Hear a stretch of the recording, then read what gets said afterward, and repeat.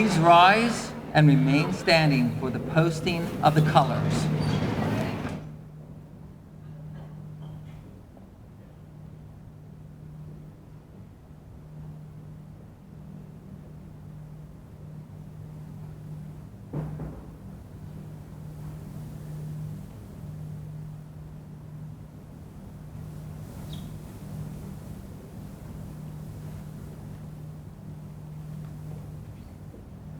I pledge allegiance to the flag of the United States of America and to the republic for which it stands, one nation, under God, indivisible, with liberty and justice for all.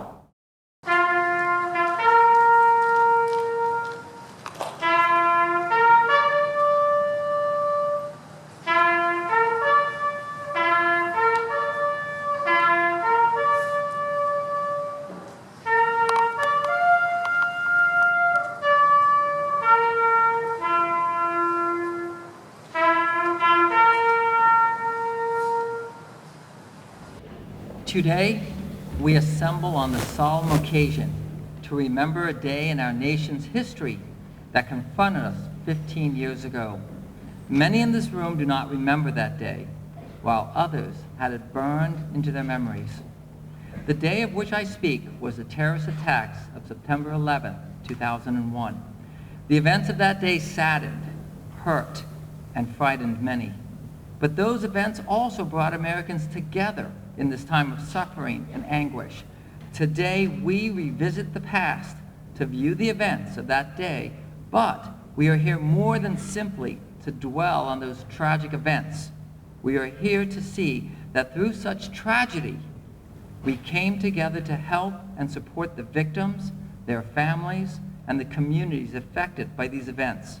And our greatest commemoration and tribute to this day and its victims is to take the opportunities around us in our communities to help and support others in need. 8:46 a.m. The first plane, American Airlines Flight 11, a Boeing 767 with 92 people on board, headed from Boston to Los Angeles, crashes into the North Tower of the World Trade Center, tearing a gaping hole as fire erupts. 9:03 a.m. A second plane, United Airlines Flight 171, another Boeing 767 with 65 people on board, also headed from Boston to Los Angeles, crashes into the South Tower of the World Trade Center and explodes. Both buildings are burning.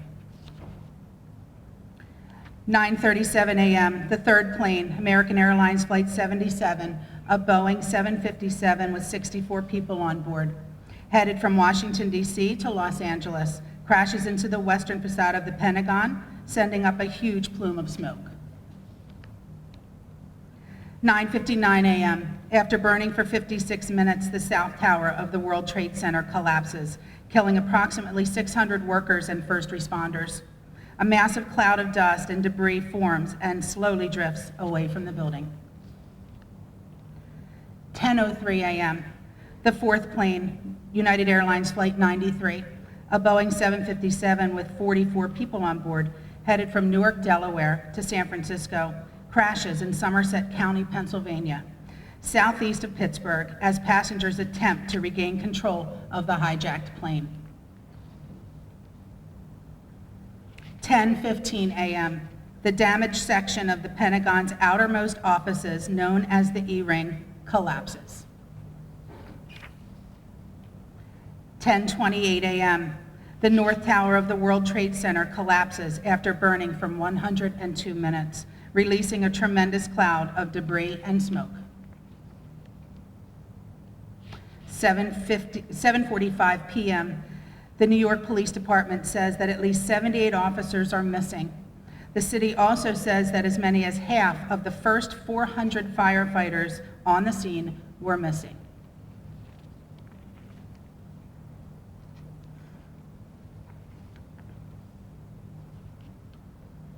At 8:30 p.m., President George W. Bush addresses the nation, saying thousands of lives were suddenly ended by evil, and asks for prayers for the families and friends of today's victims. Good morning, students. How are you?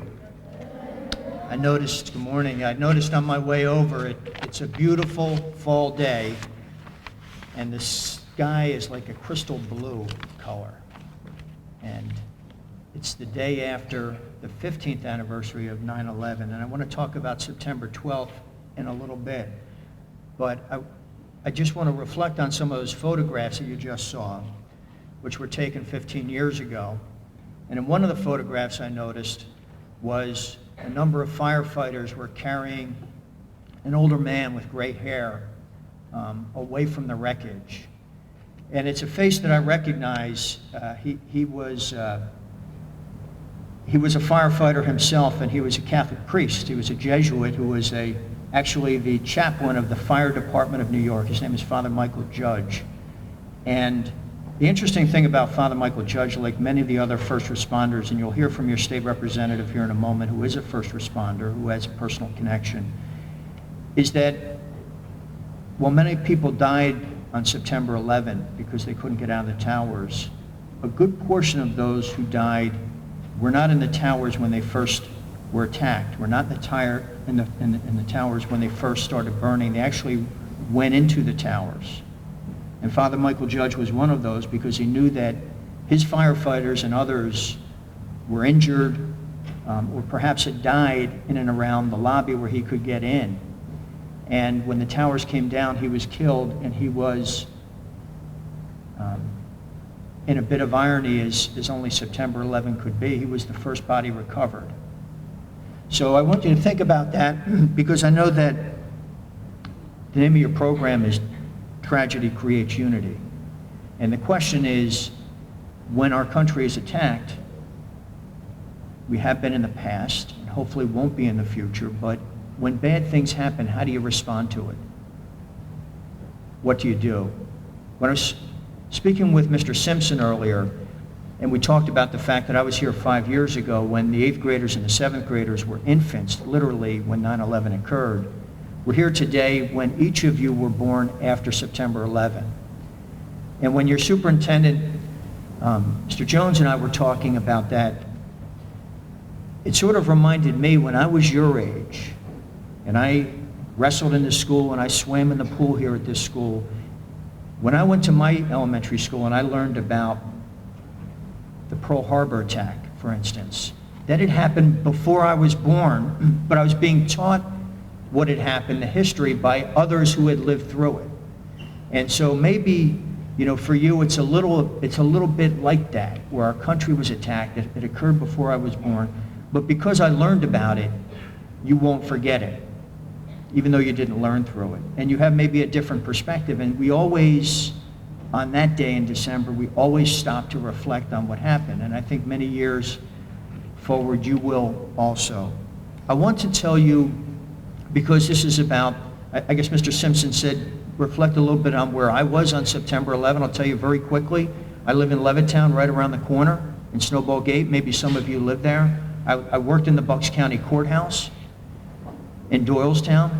We were in charge of emergency management, which is an agency you never really want to activate, but on September 11 we had to. That's where I was. And we didn't know quite what was happening. And out of that we saw a lot of heroism, both that day and in the days following. A lot of Bucks Countyans went up to New York to see how they could help. But I want to tell you, in all the help that occurred, and all the good deeds that Americans did, and by the way, people from around the world sending help also, because in time of tragedy, that's when world communities come together. I just want to tell you a quick story about a name that you may have heard before. His name's Jose Melendez Perez. And if you ever go to the airport today, we were talking about, the metal detection and taking your shoes off. Before 9/11, you didn't have to do that. Before 9/11, we didn't have a Transportation Safety Administration. We didn't have a Department of Homeland Security. But we had smart and brave Americans who were doing their jobs. And so this fella, Jose Melendez Perez, worked for the federal government. He was one of these guys who would check the passports before somebody would come in to board a plane. And he was working at the Orlando airport. And what he did was he saw a Saudi citizen trying to enter our country in August of 2001. and something didn't look right. The documents didn't match up. The story didn't make sense. And he said, I don't think I can admit this individual. Went to his supervisors. His supervisor said, you have to. You'll get yourself in trouble if you don't. But something didn't seem right. And he stood his ground. And that individual was not admitted. Now, this is the story of one person's courage and one person just doing their job as an American citizen. As you saw when Mrs. Kelly was explaining, there were 4 planes that were hijacked. 3 of them hit their targets. 2 of them, the World Trade Center towers. The 3rd was at the Pentagon in Washington, D.C. The plan was originally to have 20 hijackers. 19 of them got into the country. So the 3 planes, the 2 that went to New York and the 1 that went to the Pentagon, had 5 hijackers each, and they achieved their twisted goals to hurt Americans and kill Americans. The 5th plane didn't have 5 hijackers, it only had 4. And as a result, as Mrs. Kelly said, that plane was overtaken by Americans on board who knew what was about to happen. And that plane crashed in Pennsylvania. It was actually headed for the building where I now work, the United States Capitol building. So if you've ever been to Washington and you see that glistening dome, you see it in the distance, that's there because of good work of courageous Americans. Starting with Jose Melendez Perez, who didn't let the 20th hijacker in, to those who took back the plane on September 11th. So if you ever think that by doing your job, by doing something, maybe it may seem easy to you, that you may not have an impact and change the world, you will. You absolutely will. As those firefighters and first responders who rushed into the towers on September 11th to help other people. You know, the interesting statistic about 9/11, this is one I want you to think about, because this is what September 12 is all about. This is what the day after is all about. Whether or not there will be light after the darkness or unity after tragedy is really up to us. And it's whether or not we win or not, because after 9/11, we won. Because the renovation of Washington occurred, the stock market reopened after a couple of days. Americans put their best foot forward. This is the statistic I want you to think about. While there were almost 500 firefighters, mostly firefighters and police officers and other first responders who rushed into the towers and lost their lives helping others, there were about 30,000 people who got out of the tower before it collapsed, who were able to have a September 12 and go home and see their kids and kiss their wives or spouses, to attend the scout meetings and the graduations and the football games and the baseball games with their families. That's what goodness does. That's what sacrifice means. And that's what it means to be an American moving forward. And so even though you weren't yet born on September 11, 2001, perhaps just like our generation after Pearl Harbor, as long as you don't forget and you react accordingly and you act as good Americans, you're going to have a big impact on your future and your family's future. So remember, after tragedy comes unity, after darkness will always come light. And that blue sky out there on September 12 should mean a lot to you. So thanks for letting me stop by. Thank you. It's great to be at Sandburg once again. As Mr. Simon said, my name is Frank Ferry, and I serve as your state representative, but I also serve as the fire chief at Langhorne Middletown Fire Company, which is one of the 4 fire companies that protects Middletown Township and the 4 boroughs that it surrounds. To follow up on some of what Congressman Fitzpatrick said, for my generation, we never forget where we were on 9/11. I was not an elected official then. I actually worked for Middletown Township, and the township building happened to be on Trenton Road, right down the street here, what is now the Ray Mongillo Senior Center. And I was on South Flowers Mill Road on the way to work when I first learned of the first plane hitting the Trade Center, when all the radio programs, whatever you were listening to that morning, they broke in and informed us of what was going on. When I got to work, the staff that was already there were gathered in the conference room, and we watched the towers fall. As a first responder, my initial instincts were, how could I go up there and help? But as the day was unfolding, we weren't sure what the next thing to happen was, and our responsibility was to stay here and protect our communities in the event that the tragedy made its way down here. Many of us signed up on lists to go help serve, whether it was to actually go to the Trade Center site or alternatively even just serve in the fire stations of those that were at the Trade Center site to protect those communities. Ultimately, not many folks from Bucks County had the opportunity to actually go up there and be a part, but it was ingrained in us to go help. And that's been seen throughout national tragedies. If you've heard of Hurricane Katrina, which devastated the South, I was one of the first responders from our community to actually go down there and try and serve and do a tour of duty down there to help. And that's what we do as first responders. Congressman Fitzpatrick talked about the civilians and the actions that they took to help people. My colleague, Carl Metzger, who is a state representative from Western Pennsylvania, he represents the area where Flight 93 crashed in Somerset. He was not a state representative at that time either, but he has told stories of their community coming together to go to that crash site to try and help, to try and figure out what they could do to make a difference. And he's had some very compelling speeches that I've heard regarding the actions that were taken both that day and following that day. Last night, Congressman Fitzpatrick and I had the honor of being part of the Garden of Reflection ceremony, which is an annual ceremony to commemorate and memorialize what happened on 9/11. And we heard the story of a young man who was 8 years old when his father perished in the tower. He is now 23. And he told the story of meeting some of his father's coworkers and hearing the stories about how his father, as a civilian, not as a first responder, wouldn't leave the building. He was making sure the employees he worked with were safely getting out of the building. And he saved many lives that day. That was as a civilian, just standing up and making a difference, quite like the civilians on Flight 93 did. Another thing I'd like to convey to you is it's not just these major tragedies, these tragedies that are part of our history. There's heroism and great actions going on in our communities every day, whether it's by law enforcement or EMS providers and our firefighters. Yesterday in the afternoon, I had the honor of being at a ceremony with the Philadelphia Firefighters Union, and they were commemorating the acts of heroism over the course of the last year and the life-saving actions taken by those firefighters and paramedics. It was quite a ceremony.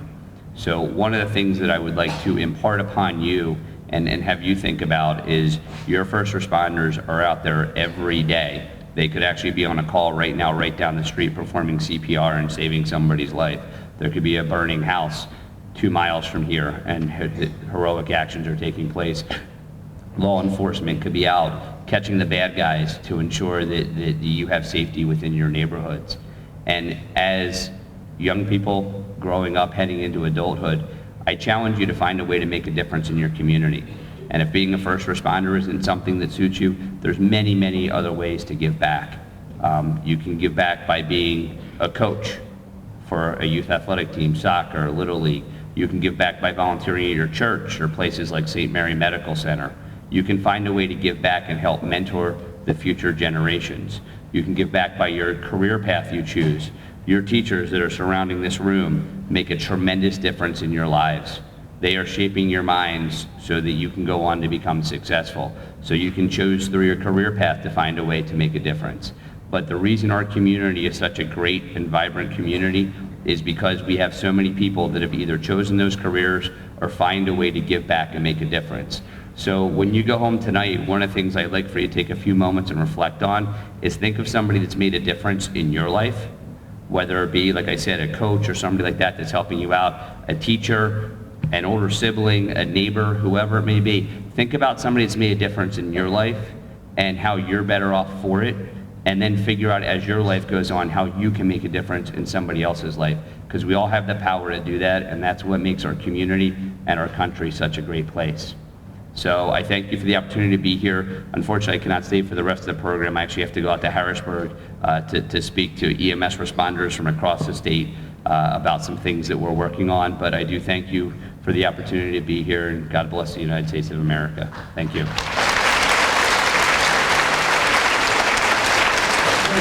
I am really impressed with Carl Sandburg, that you're taking the time to pause, that you took the time to dress today like you did in remembrance. I know, as Representative Fitzpatrick said, that you all weren't alive at the time. I was a high school principal the day this happened.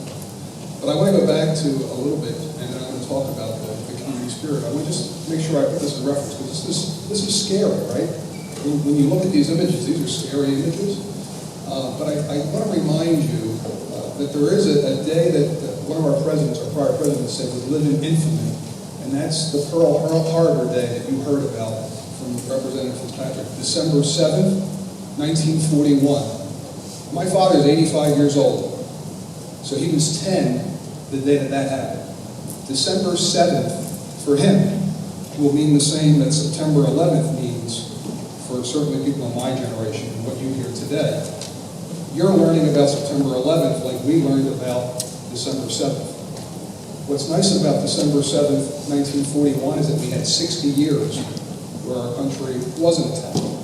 And just like you heard the representative speak today, there are many, many smart people who are doing many new things to ensure that we're safe. It's been 15 years.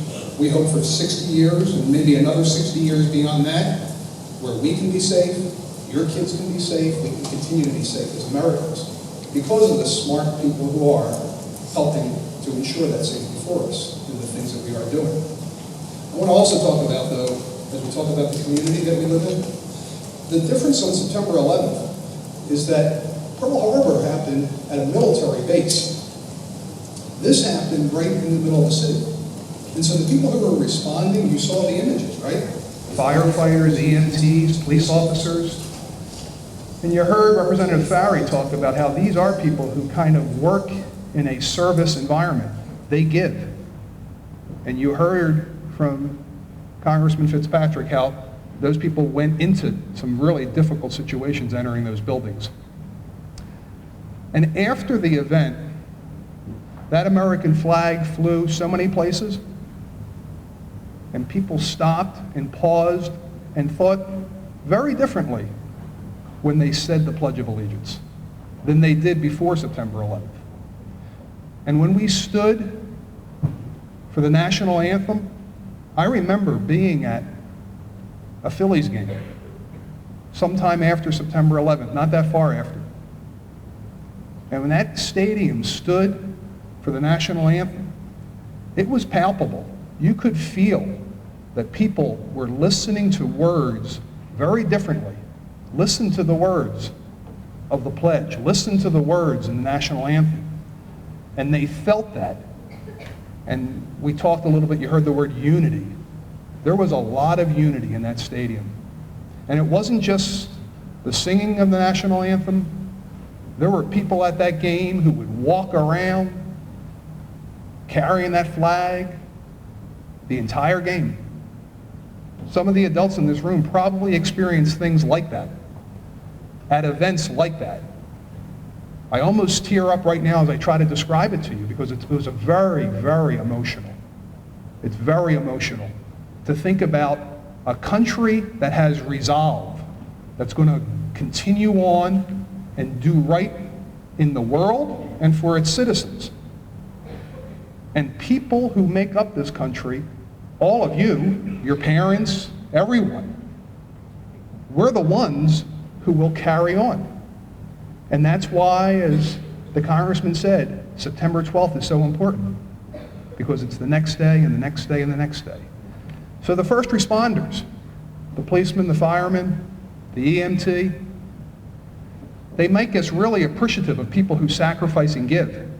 And when you have those feelings that I had at that Phillies game, it makes you feel part of a community. And then you want to give.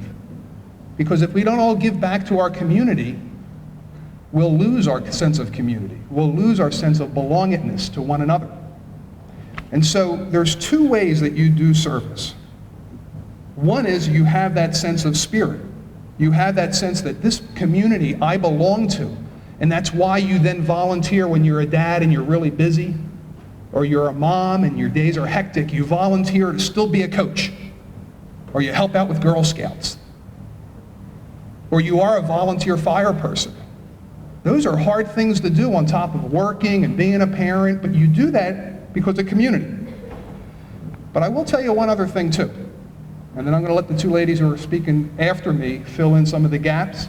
But there's another thing. If you don't have that sense of community, even as you get older, if you don't have that sense, but especially now as a younger person, if you're not sensing what I'm saying to you right now, I will tell you this. If you do choose anyway to volunteer and do something at your library or in your town, if you go to some cleanup day in the community, I guarantee you that after you get done, you're going to feel good about yourself, and you're going to feel that you are actually contributing to the sense of community in your town and in America. So, I challenge you, as you've already heard, think about your community, think about how you enjoy a comfortable life, and think about how you can give. And just do it. When mom asks you, do you want to volunteer and go to the food pantry? Say yes. When you get older and you're not playing sports, but you're still pretty good at sports, volunteer to coach a t-ball team with somebody. Challenge yourself, do that, and that sense of community, that sense of feeling good about being part of something bigger will be something that you too feel.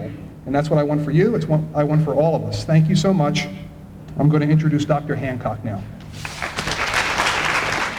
Good morning, and thank you for allowing me the opportunity to be with you here today as you do your memorial service in remembrance of 9/11. When I think about where I was on that day, I can recall that I was scheduled to go to a meeting. I was on my way to a Holocaust Commission meeting, but I had a few minutes before, so I thought, well, I'll drink a cup of coffee, which I did, and I was rinsing out my cup at the kitchen sink, and I looked out the window. And when I looked out my kitchen window in the back, I saw 7 deer. They were perfectly lined up in a row, and they were very still.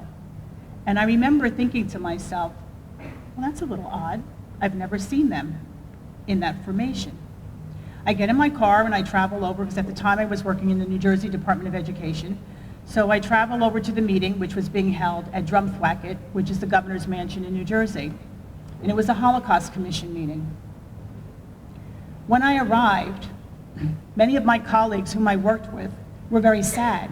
And I really didn't understand why they were sad. And they said to me, oh, you don't know. And I said, no what? And they said, we were attacked. I still couldn't quite make sense of that, that we were attacked. At that time on the TV screen, though, I did see the second plane hit the tower. And I remember being shocked. I didn't know what to say. I didn't know how to feel. More importantly, I really didn't know what to do. So as they cleared out Drumthwacket, because now it became a command center in New Jersey, I got in my car and I immediately said, I have to contact my family. I dialed my cell phone, but I had no connection at all. I don't think I was the only one. I don't think anybody had connection that day, or certainly immediately afterwards. So I thought about it, and I thought, do I go home? Try to figure out what's going on with my family, and I thought, no, my husband's fine, my son's safe, he's in school. My mom and dad, I thought everybody was well. So I thought, I need to go to work. And the reason that I needed to go to work was because the New Jersey Department of Education, we were responsible for all of the school districts in the state of New Jersey. And I also knew that a significant number of our students, those who were in Jersey City public schools, had a bird's eye view of that unfortunate situation. And I also knew that many of our students had parents who worked at the World Trade Center and in other areas in New York. So it was really very important for me to go back to work and to do whatever it was that I could do. In my 40 some odd years, I have always served as a public servant, and I am very proud to be a public servant. My calling to service came really very early on in my life.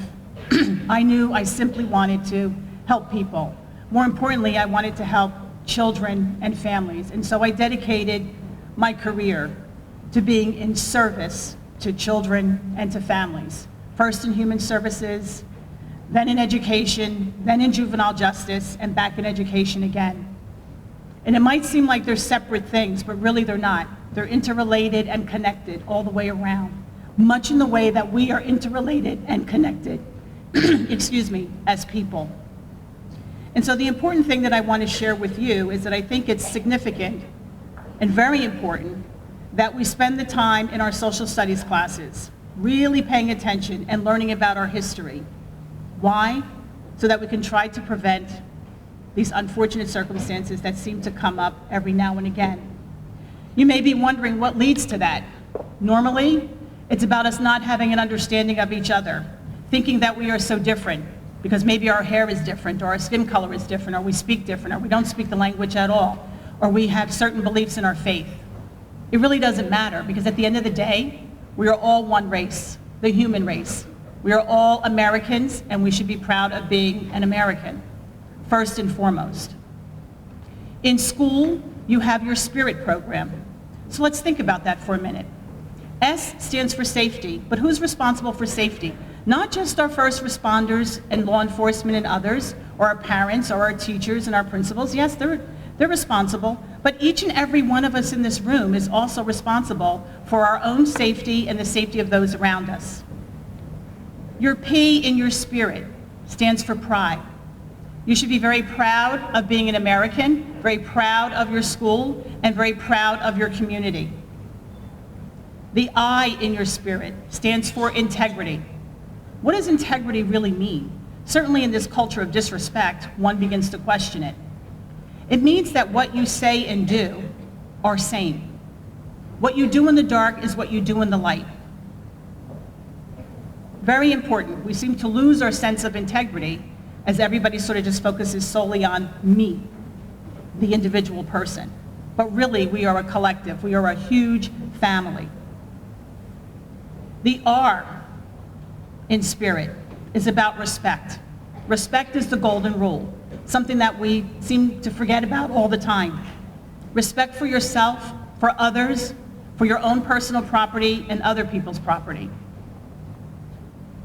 The other I in SPIRIT is involvement. There are many ways in which you can be involved, not only in your community, but in your school community. And I do have to say that I have seen some of the service learning projects that you do here at Sandburg Middle School, and you are simply amazing. You're beautiful young people. You're making a difference all the time. Continue that involvement. The T in SPIRIT is about teamwork. There's no I in teamwork. Team means everybody coming together, even though we may have different perspectives, different opinions, different thoughts, different ideas. Everyone should be valued for their contribution and working together as a team. And so in closing, I'm going to leave you with a little stanza from one of my favorite poems by Wordsworth, and it goes like this. Though nothing can bring back the hour of splendor in the grass, glory in the flower, we will grieve not, rather find strength in what remains behind. God bless you and keep up the good work. Thank you so much. Good morning, everyone. Thank you, Mr. Simons and Principal Kelly, for inviting me here to speak this morning. My name is Danielle Bush, and I'm the Director of Community and Volunteer Engagement at United Way of Bucks County. That's a long title, isn't it? But the simple version of my job is that I connect people who care to people who need care in our community. When people want to lend a helping hand, I make sure their gift gets to the right place. Sometimes people want to donate money. Sometimes people want to donate a material items like school supplies, a blanket, or even food. And sometimes people want to donate their time. And I make sure their resources get to the right place. Now I have a very easy question for you, and feel free to jump in if you know the answer. What do you call someone who wants to donate their time for a good cause? What do you? Volunteer. You got it. Yes. Now a quick question for you. How many of you have volunteered before? Raise your hands. Look at all those hands. Wonderful. I am so grateful that so many of you have donated your time to help those in need. Thank you. Now, there are a lot of people who call me and contact me about volunteering. Sometimes students will call me because they're involved with a National Honor Society or a certain club. Sometimes people call me because they want to honor someone that they have lost. Sometimes people call me because it's a response to a tragedy. And when tragedy happens, people want to jump in and help. And that's what brings me here today. Today we are honoring those who were impacted by what happened on September 11th, 2001. 9/11 was the worst tragedy that happened on U.S. soil to date. Over 6,000 people were injured, with 3,000 people killed in the horrific attacks in New York City, Washington, D.C., and Pennsylvania. Most of the people in this room today didn't see firsthand what had happened, but I can tell you this: 9/11 affected many different people in many ways. After it happened, people experienced all kinds of different emotions. People were scared, people were sad, and people just wanted to help. They started to feel compassion for those who needed help. People gave blood in record amounts. They donated to help victims' families, and they helped emergency responders by bringing them water and food while they searched to look for survivors. All across the country, people asked themselves, what can I do? How can I help? They help because that's what we do as a human race. That's what we do as Americans. We rise up in the face of tragedy and unite. Can I get a round of applause for that one?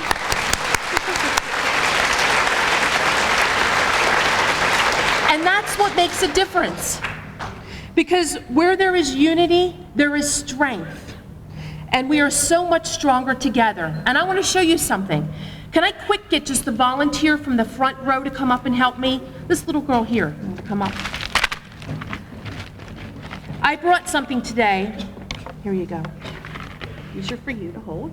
Okay, you want to go up here and so everyone can see you?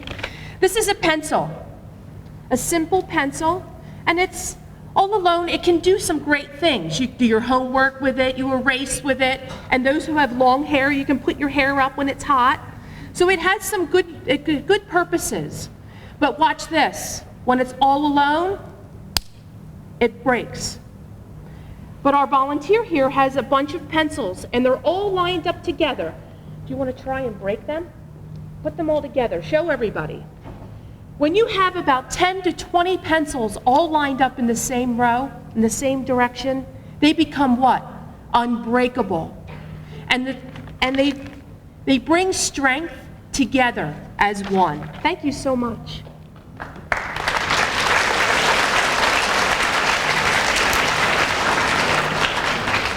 They are united together. So today in 2016, 15 years after 9/11, how can we volunteer and continue to show our unity? How can we be stronger together? How can we make a difference in our community right here? We can volunteer. Whether it's something big or small, each thing we do adds a little good to the world. And after a while, a little becomes a lot in our community, and our community is better and becomes stronger. So the small things we do today and in the coming weeks are an exceptional way to honor those who were impacted by 9/11. And some of the small things we can do are just being a friend to someone who needs a friend. We can take our neighbor's trash cans up, or even take your own trash cans up. I know I would be very thankful if my son would take our trash down and bring it up. Read to someone younger than you. Maybe you have a brother or sister. Take time before you go to bed and read to your brother or sister, or to someone younger than you. Give a compliment through social media. Those are just a few ideas, and our team has created a flyer with many more ideas that Mr. Simons will be handing out in social studies. Take it home, review it with your parents, and think about what's on the flyer. Also, I want to mention about the spirit. Your school has a theme, spirit. Honor that. Take that into consideration as well.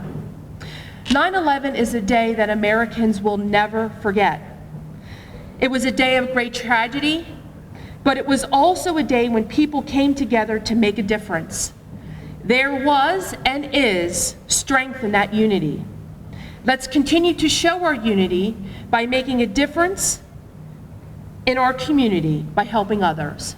Thank you.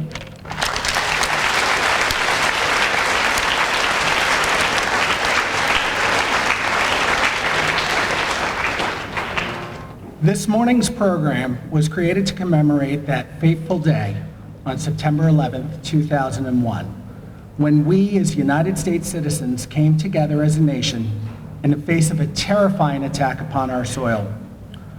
What we learned is that the resiliency of the American people should never be underestimated.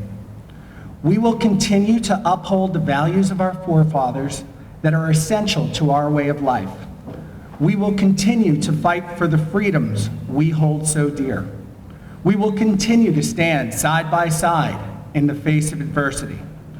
We will continue to seek out worthy causes and organizations that advance our ideals. In fact, that's what our mission statement is in the Neshaminy School District, to empower students to become productive citizens and lifelong learners. The terrorist attack of 9/11 sought to pull our nation apart. Instead, it brought us closer together by strengthening our resolve and our patriotic spirit. That is the enduring legacy of 9/11 and all of the heroes who have risen to take action both during the attack and afterward. Thank you very much for your attention today.